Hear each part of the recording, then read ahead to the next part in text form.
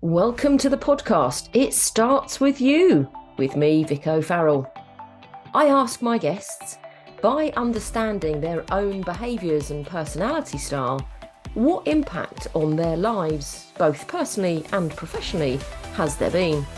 What is it like to live and work with someone of your style? I mean, this is not about labelling people, putting people in boxes, or an excuse for bad behaviour. It's about recognising, understanding and respecting that we're all different.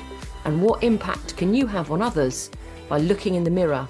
Because it starts with you. So what I wanted to do with this episode was actually revisit some of the previous conversations I've had. Listen to this excerpt from the conversation I had with Rob May, all about how he has been using DISC for 20 plus years in his business, how it's fundamental in the business communication, even down to highlighting their teams with their own coloured profiles. So when he is communicating with people who are polar opposite to them, it's a reminder of how they want to be communicated with. So another exciting episode ahead. We haven't even recorded yet, but I know it's going to be great. Thank you for joining me. I'm Rikki O'Farrell, the Queen of Behaviours, and my guest today is Rob May. Rob, I'm going to ask you to introduce yourself, though, rather than me. Hi, Vic. So it's a pleasure to be here. I'm Rob May. I'm the founder and the executive chair at Ramsack, and I'm a technologist, and I speak about all things technology, cybersecurity, and at the moment, just loads and loads of ideas and thought leadership and speaking around AI and what that can do for us. Amazing. So to me, if I heard the word, cybersecurity, first of all, I'd be thinking, oh, that's dull and over my head because I'm not. But actually, I've learnt so much from knowing you for the last couple of years as we have on the speaker circuit. I just find it fascinating now. So in terms of personality, I mean, we will get on to AI and personality, but in terms of your personality, how do you describe yourself? I would describe myself as very red. Very red. Yes, I'm very much a a big D on disc, and yeah, it took me a while to understand this, but yes, yeah, I think with so many people when they do disc and they start to understand themselves and understand the people that they work with, it's so empowering. Mm. So when did you start using it in the business? A long time ago, actually, about 20 years ago. Wow. And I remember going on this course. My co-founder um, is very, very blue. And at the beginning, at the early stages of Ramsack, it was just her and I running the business. And we just communicate differently. And the thing that I always remind people of is DISC is about communication needs and communication preferences. Mm-hmm. And our needs and our preferences are polar opposite.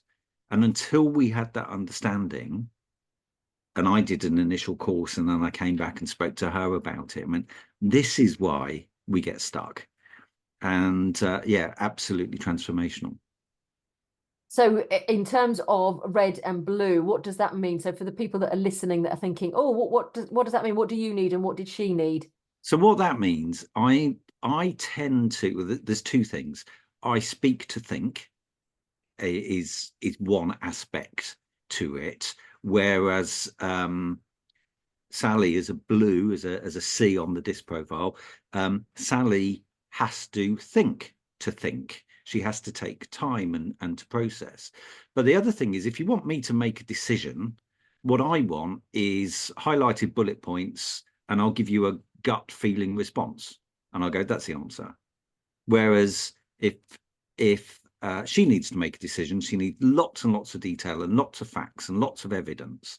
And what used to play out is I would have an idea, be really excited about it, go bouncing into her office like Tigger, going blah, blah, blah, blah, blah, and brain dump in terms of this is what I think we should do. And she would look at me like a a rabbit in the headlights, just stunned, and we wouldn't go anywhere.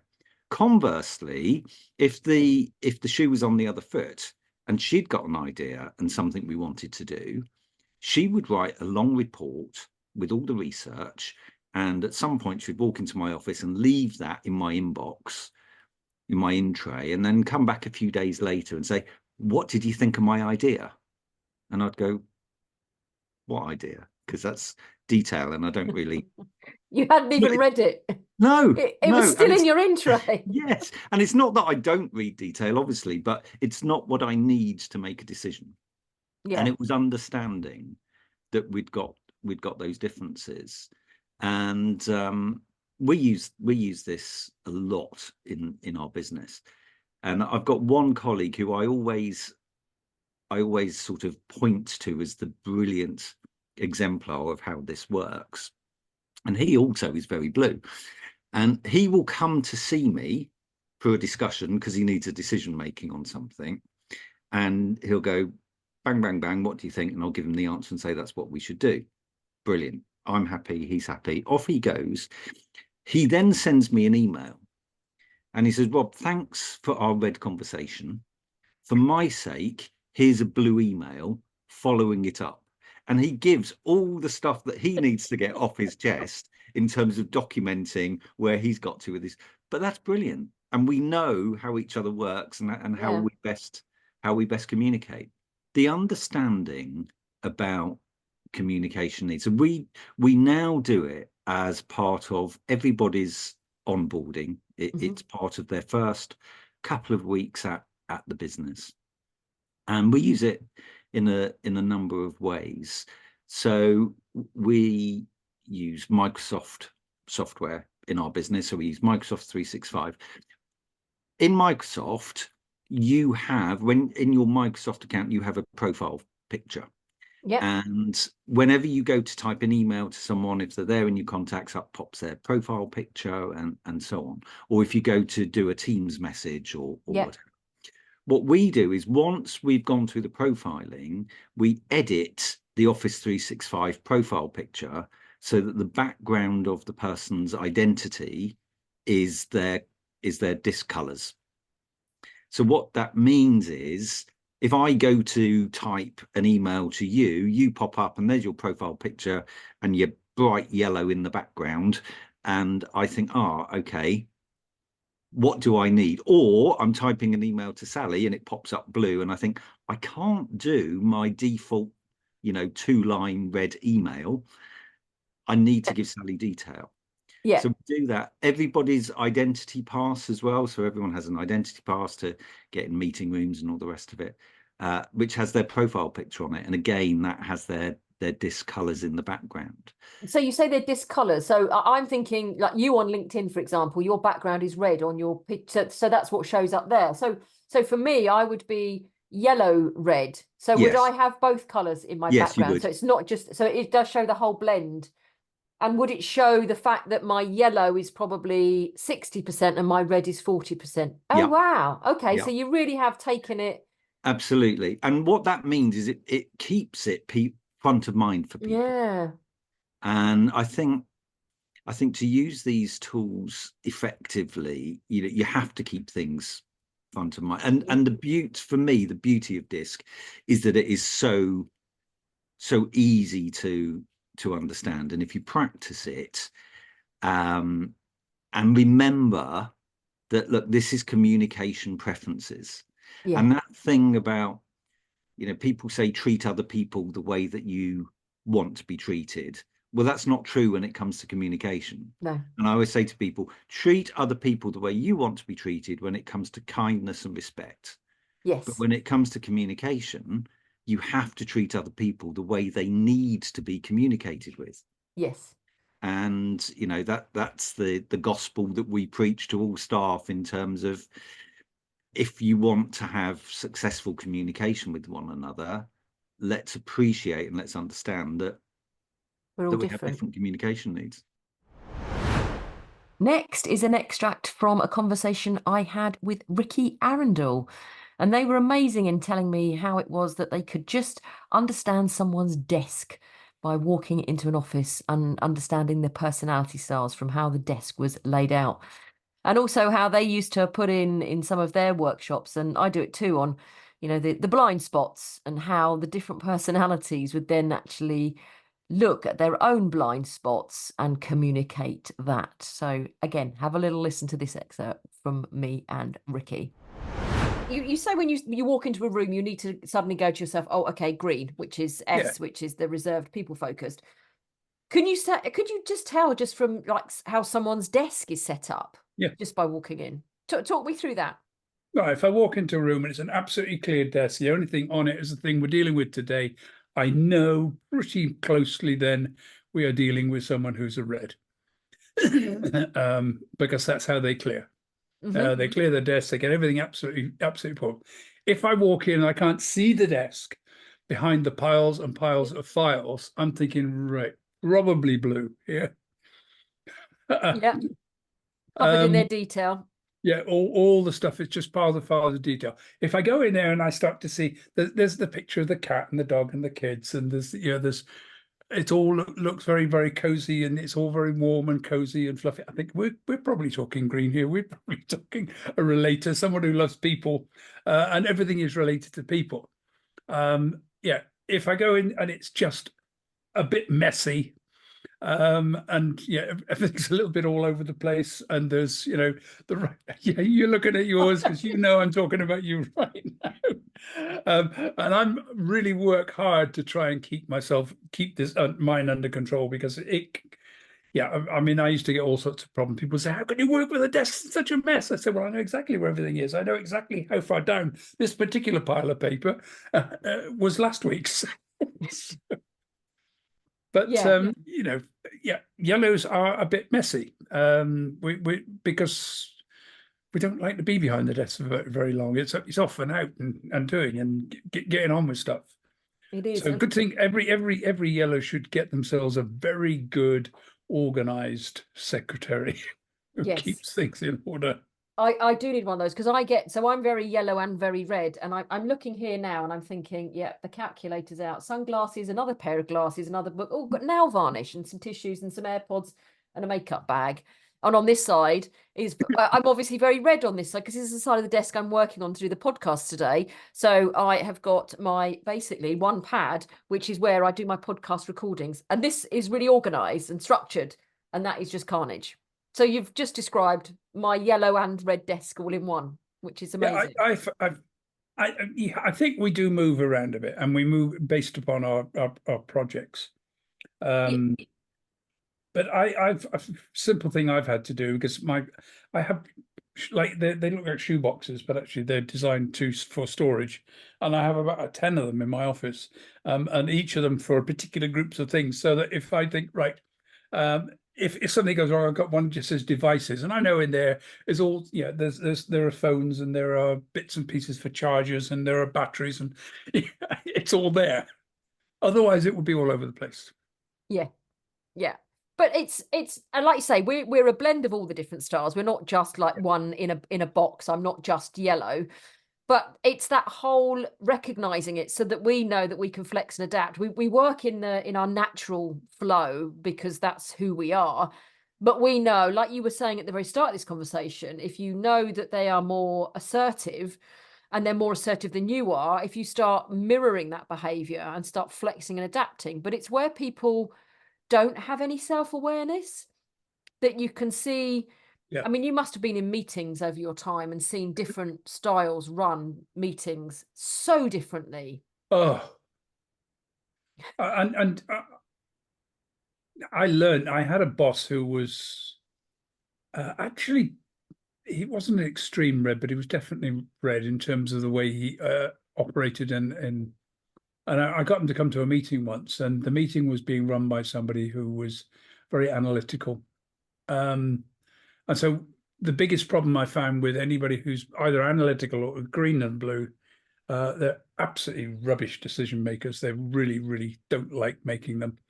They can make them. They just take a little bit longer. Well, yeah, the blues just never have enough data, and the greens are always worried that they're going to make a decision that will upset someone. So they keep. I used to run workshops on this, and we'd get, I get everybody to figure out who they are, and then we'd put them in the four corners of the room, and I'd say, right, I want a list of positive and negative characteristics of your particular style. And we'd look at the reds, and the reds are at war. They're trying to determine not the list, but who's actually going to run this meeting. Who's in charge? There's this battle for control going on. And they finally get there, and then they're very, very efficient at putting down the list. The Greens are writing a list, and then you see so much crossing out when they put something there. Oh, well, you don't agree? Okay, fine, we'll cross that one out. Well, they're constantly trying to please everybody and get a list which actually everybody agrees with.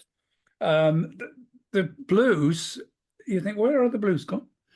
They're checking out all the other groups to see what they're saying before they actually put anything on their list. And the Yellows, we think, well, can you just get on with the job and stop the party? And this huge list of positive qualities going on the board. And on the negative side, you've got have a problem seeing negative qualities. That is so Yellow. It is. But what I found was amazing was just watching these groups, you could see the characteristics. So anybody who said, oh, I don't believe in all this stuff, it's not right. And then you watch it and you say, I'm sorry, but watch. It's actually happening physically. It actually, it comes apart. And do you have those where you've then got the person in the group and they're thinking, this isn't me, and you can see that coming through? I think you see people, and you can see they're like a fish out of water. They're looking at this, thinking, this is not really me. And I'd just gently go up to them and say, look, go and have a quick look at the yellow group, because you might find that fits better, or go and have a look at the green, because you can generally start to tell.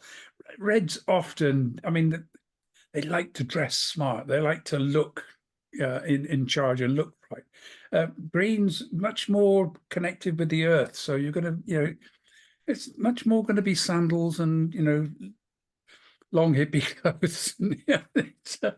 And the Blues are very analytical. It's scientists there. I used to sell cookware for a living, and I did this by going into people's homes, and they'd have arranged a group of people there, and I'd cook a meal for 14 people in their kitchen, serve it all up, and using this particular cookware, which was all very special cookware. You could stack pans on top of each other, and it was all fun and easy cooking. But I never did the selling at the party. Would always then do the selling at a later stage. But I always had to watch out in case I had a blue at the party, because during the presentation, if I said something a bit technical, they would almost always jump in. Can you explain that? Can you? And before I knew where I was, they'd taken my whole presentation, which was all about having fun and making a dinner party, into what's anodized aluminium, how does that actually work? You said that was actually used in the space. Before I know where I am, we're into a huge technical engineering discussion on the manufacture of the pans, which was irrelevant. Well, irrelevant to your sale, but very relevant to them but buying. Yes. So when I knew, but that would help me, because I knew when I went to sell with them, I'd have a few manuals with me. Yes, because then they could read that while you weren't there and digest the detail. Yes. Because you can never sell to an analytical blue C there and then. Well, you can. Okay, you can't say you can't, but more times than not, you won't be able to sell on the day. If someone is task orientated, that's the Reds and the Blues. I knew I needed information. The Blues need to read it. The Reds need to see I've got it. Yeah. They're not going to read it, just, that's something that somebody else does, but they need to see that it's there. And finally, an excerpt from a conversation I had with Ross Abbate, talking about, again, using DISC in the workplace, his role as the CEO, and ensuring that he lets his team bring their whole selves to work. Have a listen. Yeah. So as the doing an MBO, but obviously as the CEO, you've got lots of different people, groups of people, I would call, that you need to deal with. Obviously, there's the people around you, your board to start with, then stakeholders, colleagues, clients, prospects, and you must come across a varying amount of different profiles. What impact has it had on you understanding your style? Well, it's interesting because I didn't answer your other question about how do we know each other. So the reason we know each other is you've been fortunate enough to work with us and some of the profiling on our teams. And, you know, early on, we profiled the board, and it was quite interesting that you think, you know, their profile, but actually when you start to analyze, you go, oh, I've got that a little bit wrong or whatever. But what you do is you start to adjust how you talk to people and how you manage them. You know, if you take the whole football scenario, you know, where they talk about man managing or person managing, you know, it's about knowing your person and then accommodating and working with them to get the best out of it. You can't treat everyone equally. And I think knowing people's profiles actually helps in that. I mean, the other thing is, you know, if you look at it, it's not only with my own team. So, you know, you profiled 50 of our top people in our business, you know, where it's interesting. It was interesting that actually when we put them in a corner of a room, I don't know if you remember doing that exercise. Yeah. And we had a lot of C's in ours, and it was a lot of them were accountants or that type of background, and there were a lot of C's. The I's were probably not the most. Yeah, we didn't have many I's. We had quite a few D's and quite a few C's, but with not many S's either. So the I's and the S's weren't that many, but it was the D's and the C's that kind of did it. But it does help in how you interact with people, but it also interacts with it also helps externally when we're talking to clients, because you also understand how they operate and understand what they're looking at. So, you know, and what they want. And so you got to, like anything, you got to adjust your behavior accordingly. Yeah. No, absolutely. And this isn't about, like, say, right or wrong. And you're right. I've done a lot of work with your team and your senior team. I don't, and considering what you do in terms of facility management, yes, you're managing a building, but the buildings are the buildings. It's only when you put people in the buildings that the buildings really change. Yeah. So would you say that the more of your front of house people would be more people orientated? They would be, and especially, you know, where the industry is going, and, you know, what the workplace is becoming. You know, it's all about an experience. You know, how do you get people in offices? How do you retain them? How do they enjoy that experience? It is all about how do you need people who are, you know, you almost want the Disneyland effect of when you're providing that service, don't you? You know, you want that great customer service, you want that smiley face, you want all of that, and that's what people are wanting in an office. You don't want someone in a mouse suit or a princess ball gown. Well, I don't know. It might work. You know, some places it might work. Actually, it might be a good thing. You know. But yes, you just want the attitude and the behaviours like that. Okay. So as you know, I'm very yellow, but I kind of, having known you for, oh God, dare I say 10, 15 years probably. Yeah, probably. Yeah. I think I got to know you very, very quickly, that you weren't massively about the chit chat. It's very much that red of, like, get down to business. Yeah. And it's great, but you can do that social side of things. So if I was someone who was, say, perhaps wanting to pitch to you as you're a prospect to me, what kind of things do you want, being very task focused, very red, very blue? What do you want to see? I guess I want to see what's in it for me. So why are you pitching? I don't need I hate to say, but I don't need the waffle. You know, a lot of the times I can pick up on things rather quickly. You know, if we're meeting, it is more about this is what the proposition is. This is what the value it's going to create for you, and this is the cost. You know, keep it very, or whatever it is, but there's always a cost associated if someone's pitching, isn't there? But this is the value it's going to create for you. So don't make me try and join the dots. You know, and actually, you know, just tell me what it is, tell me how much it's going to cost and how much the value is going to create for our business. And for me, you're right. Look, for me, it's more about I'm also into concept. So, you know, what's the concept? Where can it go? What can it do? What can it deliver? You know, that's going to make our people happier or better, or it's going to make our clients happier or better. They're the things that I'm really looking for. How can we improve the business? So when you're doing your role as the CEO and you've got to address, how many people have you got now? Now you've done the MBO? We've got 800 people in over 45 countries. That's a lot of personalities, cultural differences. How do you manage that? I think what we try and do is, so one of the things that we were really pushing is that people bring their whole self to work. So let people be who people are. So don't try and manage. The one thing for me, as I've been going through my career, the thing I hated the most was when someone tried to put you into a box, and go, this is how you got to act and this is what you got to do. Look, people do modify when you're in bigger groups and all that, but everyone should feel like they can be themselves when they're wherever they are, and actually that's how you get the best out of people, if they feel like they can be themselves, they can express themselves. And so we don't try and go, this is how you got to be. There is probably boundaries, but there are boundaries in how you work and etc. like that. But you want people to be their whole self and bring themselves. So you want less about managing people, it's more about giving them the framework of this is what we work within, and you be yourself within that framework. Mm-hmm. So have you found then that by having that kind of autonomy, which is how I would describe that in the workplace, that you're getting people back to the office more? So we're finding that in our locations around the world, our clients' people are coming back more. Absolutely, our people are back in offices, but they're helping our clients.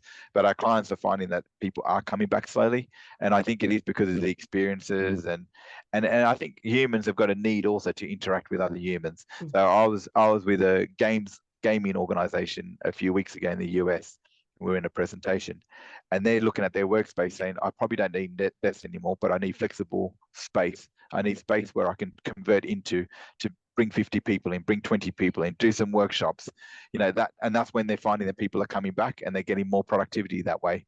It was interesting. I saw something on LinkedIn this morning about a shoe company. I won't mention them, but they're predominantly a shoe company, who are saying that the CEO is saying that they've lost the collaboration. Lack of collaboration of people in offices has resulted in their financial results going backwards. And then actually there are other organisations whose results have gone forward, even though they're remote working. I think it's how you work with your teams and how you allow that flexibility. And I think that's really important, that you do allow flexibility. Unfortunately for us, we are a service business. Therefore, we do need to be in offices servicing clients, and then clients are then picking how they think it's appropriate for their people to come back in. Yeah, definitely. You have my attention with the last client because you mentioned the word shoe, obviously. Yeah.